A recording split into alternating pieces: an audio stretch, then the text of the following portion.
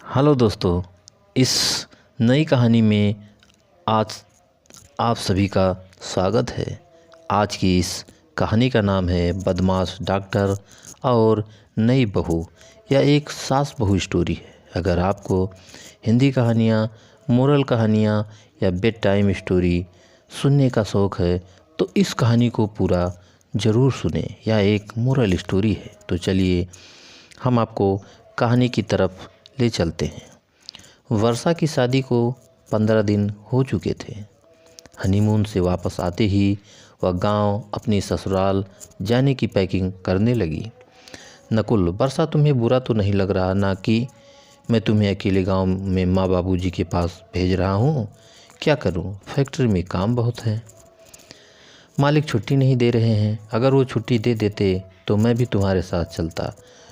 वैसे मैंने उन्हें बोल दिया है कि 2 हफ्ते बाद मुझे 10 दिन की छुट्टी चाहिए क्योंकि मेरी बहन की शादी है। वर्षा, हाँ कोई बात नहीं, पहले काम ज़रूरी है।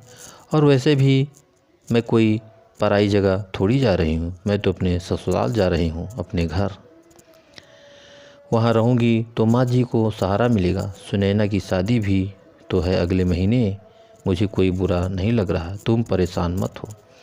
नकुल वर्षा को बस में बैठा देता है। शहर से गांव की दूरी 7 घंटे की थी। वर्षा गांव पहुंचती है। सब लोग नई बहू का स्वागत करते हैं।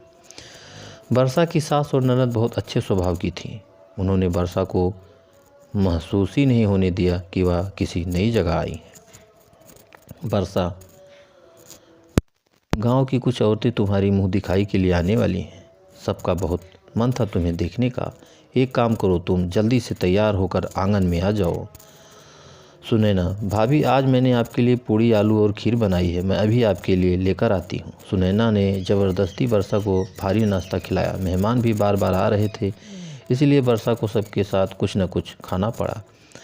अगले दिन वर्षा की तबीयत थोड़ी ख़राब हो गई और उसके पेट में दर्द होने लगा। जानकी, कमला बहन बहू को नज़र लग गई है, एक काम कर बहू की नज़र उतार दे। कमला, हाँ जानकी बहन, मैंने नज़र तो उतार दी है, ज़रूर नज़र ही लगी है मेरी बहू को। चेहरा देखो कैसे उतर गया है, बहुत ज़्यादा दर्द हो रहा है बहू।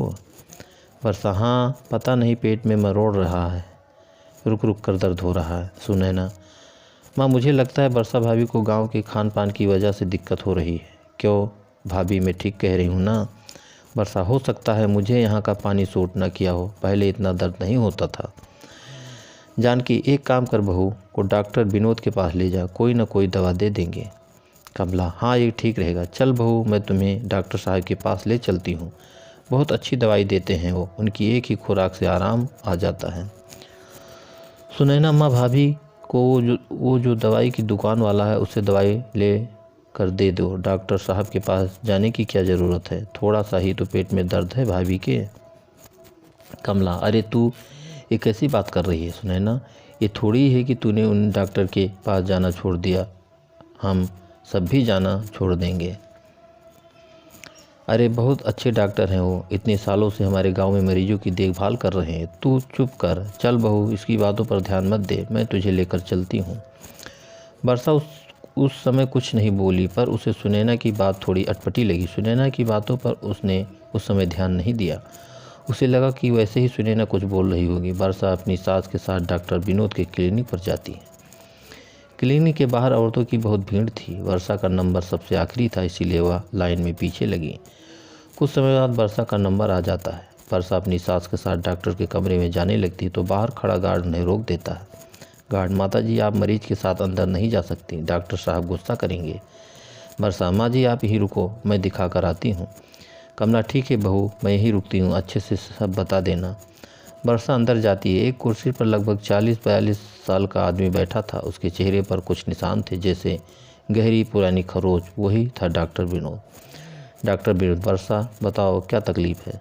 वर्षा, डॉक्टर साहब आज सुबह से ही पेट में बहुत दर्द है, रुक रुक कर हो रहा है। डॉक्टर विनोद, आपकी पूरी बॉडी का चेकअप करना होगा, अंदर लेट जाओ। वर्षा, पेट दर्द के लिए डॉक्टर साहब पूरी बॉडी का चेकअप? डॉक्टर विनोद, हाँ पूरी बॉडी का चेकअप, तभी मुझे पता चल जाएगा कि पेट में दर्द क्यों हो रहा है और फिर तभी मैं दवाई दे पाऊँगा। वर्षा को लगा कि डॉक्टर तो कई बार ऐसे चेकअप करते हैं। वर्षा अंदर कमरे में लेट जाती है। डॉक्टर विनोद अंदर आता है और दरवाज़ा बंद कर देता है। वर्षा को थोड़ा अटपटा सा लगता है क्योंकि उसने देखा था कि अक्सर जब भी डॉक्टर मरीज को लेटाकर चेकअप करते हैं तो साथ में घर का कोई ना कोई सदस्य ज़रूर खड़ा होता है, पर यहाँ वर्षा को बिल्कुल अकेले अंदर जाने के लिए बोला गया था।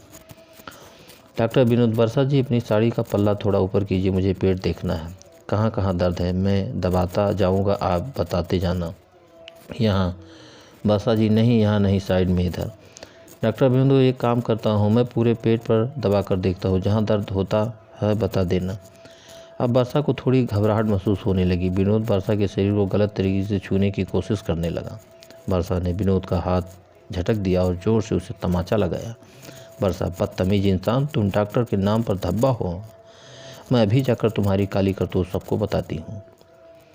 तुम्हारे चेहरे पर ये जो खरोच के निशान हैं, शायद ये उन्हीं औरतों के नाखूनों की हैं जिनके साथ तुमने ऐसी घटिया हरकत करने की कोशिश की होगी। डॉक्टर विनोद, क्या बताओगी? इस गांव में कोई भी औरत मेरे खिलाफ़ कुछ नहीं बोल सकती क्योंकि मेरे पास सभी की वीडियो और फ़ोटो है। अगर मैं चाहूँ तो इस पूरे गांव की औरतों को बदनाम कर सकता हूँ। तुम्हारी वीडियो और फ़ोटो मैंने ही रिकॉर्ड की है। मैं तो बस नशे का इंजेक्शन देकर तुम्हारी आराम से कोई भी तस्वीर या वीडियो ले सकता था, पर क्या करूँ, तुमने समय से पहले ही सब कुछ ख़राब कर दिया। अब यहाँ से चली जाओ वरना मैं सब औरतों की वीडियो और फ़ोटो सोशल मीडिया पर डाल दूँगा।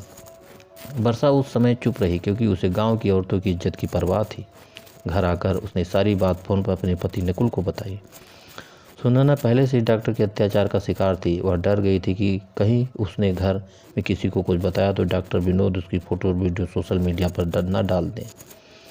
वह भी सब कुछ वर्षा को बताती है। नकुल गांव आता और डॉक्टर विनोद को रंगे हाथ पकड़ना था। वर्षा को डर था कि अगर डॉक्टर को थोड़ा सा भी शक हुआ तो अपने फ़ोन से सब कुछ डिलीट कर देगा और उसका जुर्म सामने नहीं आएगा।